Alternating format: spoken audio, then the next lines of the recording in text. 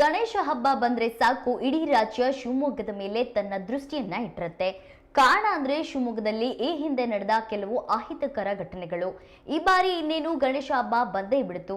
ಇದರ ಬೆನ್ನಲ್ಲೇ ಶಿವಮೊಗ್ಗದಲ್ಲಿ ಪೊಲೀಸರು ಫುಲ್ ಅಲರ್ಟ್ ಆಗಿದ್ದು, ಶಿವಮೊಗ್ಗದ ಪ್ರಮುಖ ರಸ್ತೆಯಲ್ಲಿ ಹಾಗೂ ಸೂಕ್ಷ್ಮ ಪ್ರದೇಶದಲ್ಲಿ ಖಾಕಿ ಪರೇಡ್ ನಡೆಸಿದೆ.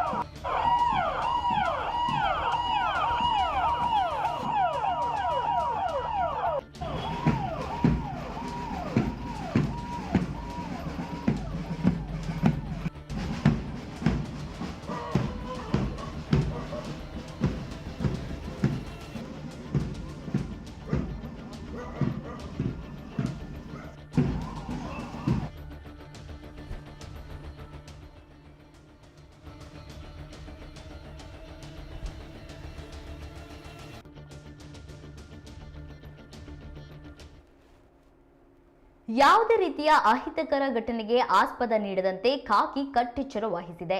ಈಗಾಗಲೇ ಹಲವಾರು ರೌಡಿ ಶೂಟರ್ಗಳನ್ನ ಗಡೀಪಾರು ಮಾಡಿದೆ. 10 ಶಾಂತಿ ಸಭೆಗಳನ್ನ ನಡೆಸಲಾಗಿದೆ.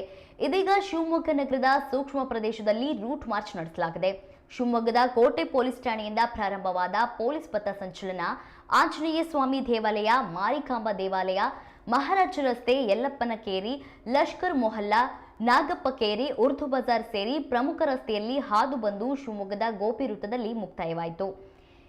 ಎಸ್ಎಎಫ್ ಮತ್ತು ಆರ್ಎಫ್ ತುಕಡಿಯ 50 ಸಿಬ್ಬಂದಿ, 80 ಶಿವಮೊಗ್ಗ ನಗರ ಪೊಲೀಸರು, 3 ಕೆಎಸ್ಆರ್ಪಿ ತುಕಡಿಗಳು, ಎಸಿಎಫ್ ತಂಡ ಮತ್ತು ಶ್ವಾನದಳದ ಸಿಬ್ಬಂದಿ ಭಾಗಿಯಾಗಿದ್ರು. ಇನ್ನು ನಗರದಲ್ಲಿ 1000 ಸಿಸಿ ಕ್ಯಾಮೆರಾಗಳನ್ನ ಹದ್ದಿನ ಕಣ್ಣಿಟ್ಟಿದ್ದು, ಯಾವುದೇ ರೀತಿಯ ಅಹಿತಕರ ಘಟನೆ ನಡೆಯದಂತೆ ಪೊಲೀಸರು ಮುಂಜಾಗ್ರತಾ ಕ್ರಮ ಕೈಗೊಂಡಿದ್ದಾರೆ.